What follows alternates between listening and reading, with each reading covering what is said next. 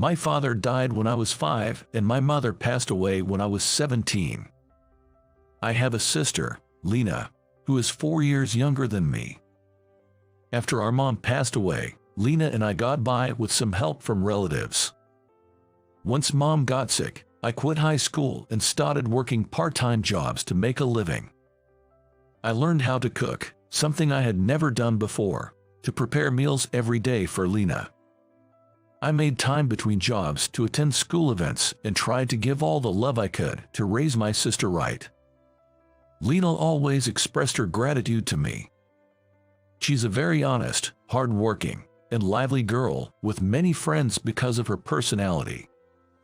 Eventually, I left my part-time jobs and was lucky enough to get a job at a local company. Lena, on the other hand, went to a high school for welfare studies and, after graduating, started working at a welfare facility. Henry, since we lost Dad and Mom early, there's no one for us to care for, right? That's why I wanted to work at the welfare facility, to help people who are physically struggling. I was really impressed when I heard her reason for choosing her job. I'm proud of how well my sister has grown up. With her employment, Lena began living on her own, and we started living apart. At her workplace, Lena, always smiling and friendly, seemed to be well liked by the elderly residents and her colleagues. Lena has always been earnest and gives her all in everything she does. That attitude must touch people's hearts.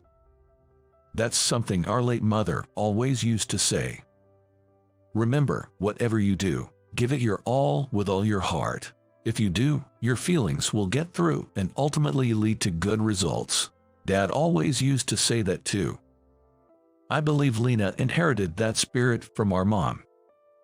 As for me, I'm clumsy and not very savvy. I get flustered easily when I'm rushed, often irritating those around me. The company I work for supplies locally grown and processed vegetables to supermarkets nationwide. My department manages the sales of these products in supermarkets. It's been 8 years since I joined the company, but my time at work hasn't been very fulfilling or successful. I've been living some pretty remarkable days. That's why they still don't trust me with important jobs. Then one day, there was a seat change in the department, and I had to work next to Oliver, the head of the department. Oliver is quiet and unsociable, but very competent at his job. He's around 50 years old with a handsome face, looking more like he's in his 40s. I find him a bit hard to handle. I've never seen him smile, and his face when he's working is kind of scary. Once, when I asked him something I didn't understand, he snapped, "Are you asking me something even a newbie would know?"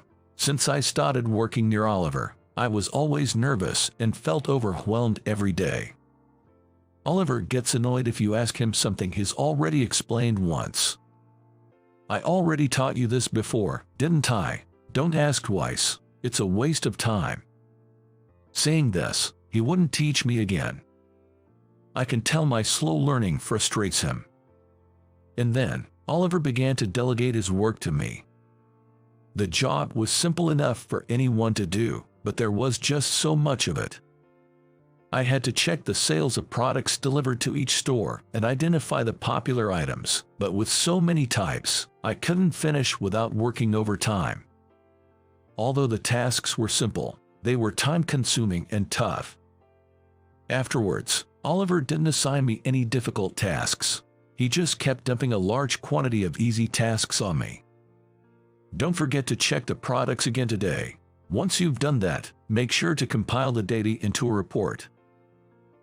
I have to check them again. What? You got a problem with that? No, not at all. I got it. Overtime again. Even when my overtime was inevitable due to the workload, Oliver would leave without saying a word. I wish he'd help out a bit.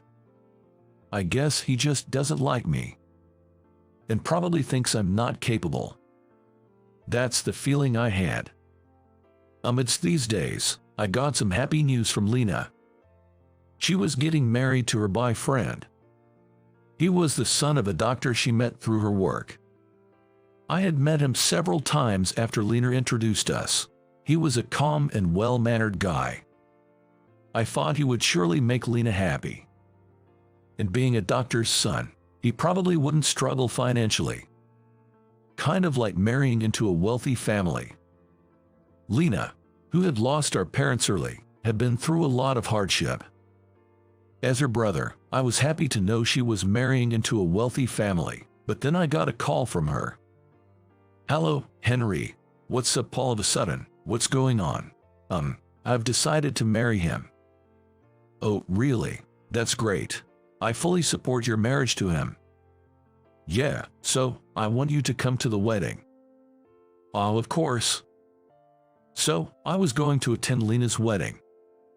I reported it to HR and also to Oliver, but he just said I see and nothing more.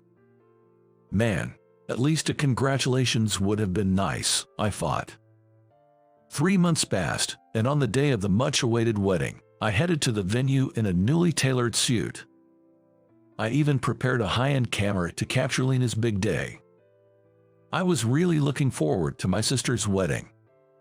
While excitedly imagining Lena in her bridal gown, I was on my way to the wedding venue. While waiting for the traffic light, I spotted an old man sitting on the edge of the road, unable to move. He must have been around 70 years old. He was sitting with his belongings, holding his leg. I rushed over and asked, "Are you okay? Could you give me a hand?" I immediately offered my shoulder and suggested taking him to the hospital, but he smiled and said, "I just stumbled a bit. I'll be fine once I get back to my facility." "Really? Where is your facility?" I was surprised when I heard the details from the old man. It turned out he was attending the welfare facility where Lena worked. He had fallen and hurt himself on the way there. I quickly hailed a taxi to take him. When I mentioned in the car that Lena worked at that facility, he was surprised. "You're Lena's brother. What a coincidence." He then smiled and said, "Lena always treats me well. Her smile truly saves me every time. It really lifts my spirits." Hearing that made me happy too. Suddenly, the elderly man looked at me and said, "You're wearing a very nice suit. Do you have something important going on today?" When I honestly replied, "Actually, it's Lena's wedding today," he looked alarmed. "I'm so sorry. Don't worry about me. You should head there right away." "No, it's all right. Please let me take you to your facility," I insisted. And so, I took the elderly man to the facility. It seemed he had heard about Lena's wedding but didn't realize it was today. He kept apologizing, saying, "I'm sorry for causing trouble on such an important day." "It's okay. Please don't worry about it," I reassured him. After dropping off the old man, I hurried to the wedding venue. I jumped into a taxi, but unfortunately, traffic was heavy, and I arrived much later than planned. I managed to make it in time for my speech, but I felt indescribable disappointment for not being there from the beginning, as I had looked forward to the ceremony.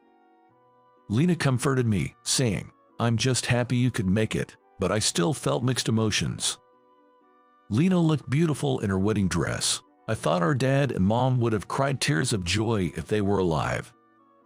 I took many pictures of my sister's once-in-a-lifetime moment with the camera I brought. The wedding ended successfully, and due to the hectic day, I didn't get a chance to tell Lena about the elderly man I met. I thought I could tell her another time when things had settled down. The next day, I went to work as usual. As soon as I arrived at work, Oliver turned to me and said, "I need to talk to you for a minute." His usual stern face made me nervous. Yes," I replied, feeling anxious inside. Did I do something wrong? It was the first time Oliver had asked to talk to me. I was really nervous. Maybe he was going to scold me, I thought as I followed him. As soon as we entered the meeting room, Oliver bowed his head and said, "I'm sorry." I was taken aback, and Oliver continued, "And thank you, really." He then revealed a surprising fact. The elderly man I had helped the day before was Oliver's father. The old man had spoken to Oliver about me at the facility. On that day, I had given the elderly man my business card as I was leaving. He must have seen the card and realized that I worked at the same company as Oliver. Oliver said, "Your sister Lena seems to take good care of my father. He's been smiling a lot more since he started going there." While saying this, Oliver smiled warmly, a sight I had never seen before. I was a bit shocked to see this side of him. Oliver continued to talk happily about his father. He must really love his father. He even shared memories of his father from his childhood. Then suddenly, Oliver said, "I have high expectations for you." "What?" I exclaimed in surprise.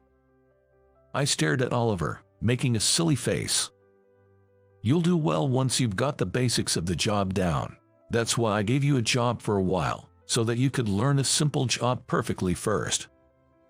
Oliver continued, "I wouldn't bother giving work or getting angry at someone I see no potential in. The task of checking the best-selling products delivered to stores is the foundation of the job," he said, patting my shoulder. Indeed, Oliver was right. His tone was as blunt as ever, but his face carried a kind smile. "Thank you. I'll work hard to meet your expectations, so please keep pushing me," I replied with a smile. To that, Oliver said, "Well, I guess I'll have to be even tougher on you now," jokingly with a smile. I think it was the first time I ever saw Oliver smile. I told Lena about this whole series of events. Apparently, Lena had met Oliver a few times, but she hadn't talked about work, so she didn't know I worked at the same place and that he was my boss. Lena told me about Oliver. Oliver really loves his dad. He often comes to the facility with him on Sundays and watches over his rehab. He's not the type to smile and chat, but he's like a gentle son in front of his dad, which is kind of adorable," she said. Imagining Oliver in this light, I found it endearing. Oliver seemed quite charming in a way. After that, I started to work hard under Oliver. Gradually, the scope of my responsibilities expanded. As usual, he was strict with work and I got scolded a lot, but I also began to receive some praise. After a while, I started training new employees and am now in charge of education. Lena continued working at the facility after her marriage and still meets Oliver's father regularly. Since that incident, Oliver and I have occasionally gone out for drinks. I still get nervous talking to him, but I'm glad we've been able to close the gap a bit. I've also recently gotten a girlfriend who is 2 years younger than me. She's an employee at one of our business partners, and we grew closer while working together. Oddly enough, Oliver knew about my girlfriend and sometimes offers to give love advice when we're drinking, saying, "If you ever need relationship advice, I'm here for you." Now, every day feels truly fulfilling. It seems like fun days are waiting for me both in my work and personal life. I only live once and I want to enjoy it to the fullest. That's how I feel.